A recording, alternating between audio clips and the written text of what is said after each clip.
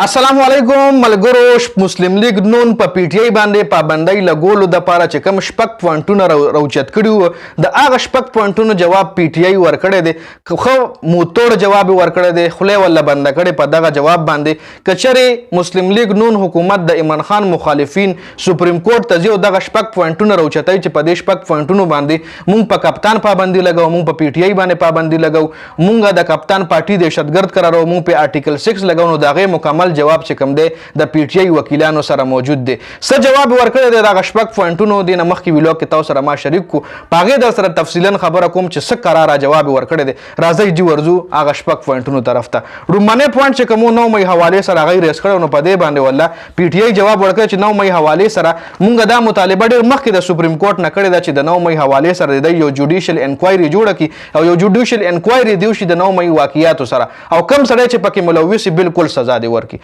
لکه وای چې 9 مې چې کوم واقعیت دا پی ټی آی کړی دي نو دلته ولا پی ټی آی وای چې بالکل مونږ تیار یو سپریم کورټ ته یو جوډیشل انکوایري جوړه کی هغه جوډیشل انکوایري دی وکړل شي سی سی ټی وی فوټیج دی وکړل شي چې کم سړی پکې انوالي راګیر دی کړی جدای ولا دا غړو منی پوینټ جواب ورکړي دویم پوینټ فارن فاندینګ حواله سره فارن فاندینګ حواله سره د عمران خان مخالفین ویلو د کپتان چې د فارن فاندینګ کیږي او د بهارت او د اسرائیل نه ولا کیږي نو د حواله سره ولا پی ټی آی ویلي دي چې بهر ملکونو نه خو پی ټی آی ته فاندینګ کیږي دا خو ښکارا خبره ده خو څوک فاندینګ کوي څومره فاندینګ کوي دا پته مونږ نشو لګولې لکه اوس مونږ ګورو مونږ له اکاونټونو نه پیسې راځي نو اوس مونږ اکاونټونه ګورو چې دا فاندینګ د فلاني کس ولې وکړو د کوم ملک سره تعلق لري د کوم مقصد د پاره کو نو دا خو زمونږ د وس خبره ځکه نه ده چې مونږ له ډېر زیات خلک فاندینګ کوي اوس د بهارت نه کیږي د اسرائیل نه کیږي د امریکا نه کیږي د پاکستان نه کیږي د دوبۍ نه کیږي د سعودي عرب نه کیږي کوم ځای نه کیږي نو دې کې خو زمونږ څه قصور نشته ورو مونږ له خلک کوي نو دا ول د هغه جواب چې کوم د فارن فاندینګ حواله سره پی ټی آی ورکړی دی بل دریم چې کوم سایفر حواله سره چې سایفر مقصد چې کوم سایفر عمران خان غلط استعمال کړي سایفر په وجه د عمران خان په وجه باندې زمونږ پړوسی ملکونو سره تعلقات خراب شوي دي عمران خان د خپل سیاست بچ کولو د فار د سایفر استعمال کړی دی نو په دې ولا پی ټی آی موتوړ جواب ورکړی پی ټی آی ولا ویلي دي چې وروره سایفر خو حقیقت دی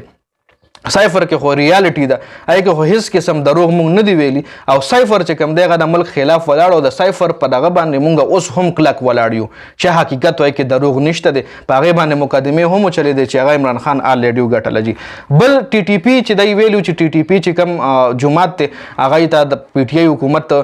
په خپل دور حکومت کې پناه ورکړي په پاکستان کې نو دلته ولدی ویل چې ټي ټي پی سره مذاکرات پی ټی آی ول ویل چې دا ټي ټي پی سره مذاکرات د سټیټ پالیسی فیصله وا او په دې کې صرف پی ټی آی نه بلکې عسکري قیادت هم موجود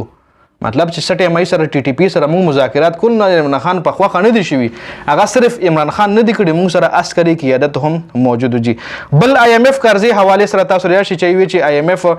په عمران خان د الزام لګول او چې آی ایم ایف ډیل کینسلولو کې عمران خان کوشش کړی دی نو دلته ولا پی ټی آی ویلي دي چې موږ آی ایم ایف ډیل مخالفت نه دی کړي او موږ نه د آی ایم ایف د ډیل مخالفو آی ایم ایف سره خپل هم موږ معاهده کړی دي موږ صرف دا پوینټ ریس کړو چې کله آی ایم ایف پاکستان ته قرض ورکړي نو هغه نه مخکې دی د آی ایم ایف چې کوم رولز اینڈ ریګولیشن دي اده په ملک باندې امپلیمنٹ کی چې په ملک کې الیکشن صاف او شفاف پکېږي نه د موږ په ملک کې نو شوي په ملک کې چې کوم الیکشن شوي د هغه د انکوایری کې آی ایم ایف موږ صرف دا ډیمانډونه کړو د آی ایم ایف نه نور خو موږ آی ایم ایف دا نو ویلي چې ته پاکستان ته قرض مو ورکو دا ول پی ټی آی خو صفه الفاظو کې جواب ورکړي بل چې کوم شپږم پوینټ روچت کړو چې امریکا کې د پاکستان خلاف خبرې شوې دي امریکا کې چې کوم عوامي نمائندگان دي د پاکستان خلاف خبرې کړې دي نو هغه ول د هغه حواله سره ول پی ټی آی ویلي دي چې هغه هر څوک دي چې څوک څه خبرې کوي هغه سره د تاسو انډیویډوالي کار دروي نيسي چې چا خبرې کړي د پاکستان خلاف ولې کړي دي راونی سي هغه نه انویسټیګیشن وکړي نو دا مکمل تفصیل پی ټی آی سره مکمل